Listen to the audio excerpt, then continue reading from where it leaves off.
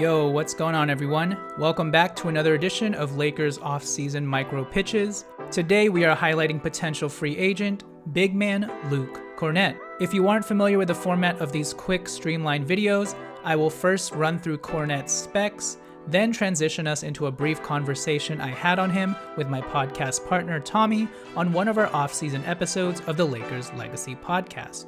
So with that said, and without further ado, let's get corny, shall we? Luke Kornet is now 29 years old. He will be 30 at the start of the 2025-26 NBA season. He is 7'1" in height with an equally proportionate 7'1" wingspan, and he weighs 250 pounds. Kornet entered the 2017 NBA draft but was ultimately undrafted before he ended up snagging on with the New York Knicks on a two-way deal. Kornet has career averages of 5.2 points, 3.5 rebounds, 0.3 steals, and 0.8 blocks on 53% from the field and 77% from the line, as well as 32% from three on a very low volume of 0.4 threes made per game, and he did all of that in 14.9 minutes per game. Surprisingly, next year will be his 9th season in the NBA. Where the hell has this dude been? His best games with the Boston Celtics last season include 19 points, 4 rebounds, 3 assists, 1 steal, 2 blocks versus the Charlotte Hornets, where he shot 6 of 6 from the field, 18 points, 7 rebounds, 1 steal, 1 block versus the Houston Rockets, 15 points, 16 rebounds, 4 assists versus the Spurs, and then a 14-point, 12-rebound, 3-block game against the New York Knicks. And with that said and his general specs out of the way, here is my quick discussion with Tommy during an episode of the Lakers Legacy podcast on Luke Kornet. Lastly, I'll give you 3 names. You can touch upon whoever you want to touch upon. Amir Coffey from the Clippers, Jake LaRavia, who the Kings traded for, and Luke Kornet, 29 years old, will be an unrestricted free agent. I don't think the Celtics will be able to re-sign him considering their books and them trying to stay under the second apron. Which player do you like the most out of that group, and who do you want to touch on? I like all 3. I want to touch on Luke Kornet. He is the one I would take out of this group. Part of it is we need a center, and we're going to talk about that all summer until we get a center. But I just think Luke Kornet is a little underrated, and that feels weird to say. Like, he won a championship. He had a really solid season for the defending champs this year.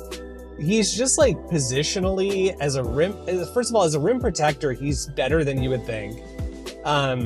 I feel like he falls into the category, and I do this, a lot of people do this, but you see him, he kind of just looks like a big doofy white guy, and you just assume things about him, and then you watch him play. He looks like Cousin Greg from Succession, if anybody's watched Succession. Yeah. So, he doesn't look like he's going to take a hit and explode off the ground for a block, but he does it way more than you would think. I mean, he had a couple of 4+ block games in their playoff run this year. And he's just a solid defensive player who is not completely inept when you throw him the ball in the short roll, or, decent hands around the rim, decent soft finishing ability around the rim.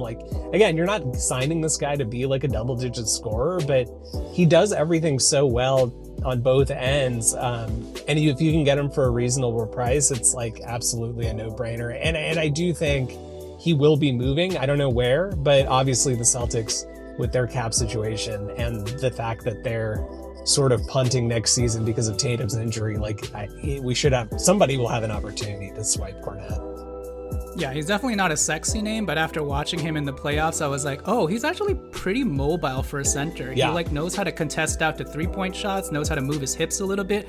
It's weird. He's kind of a more mobile, the prime version of Jay Huff, if that makes any sense to people. Yeah. And he actually used to shoot more threes at the beginning of his career when he was with the Knicks. I would assume that if he was on the Lakers, JJ Redick would make him shoot threes once again, because I don't think he's a bad shooter.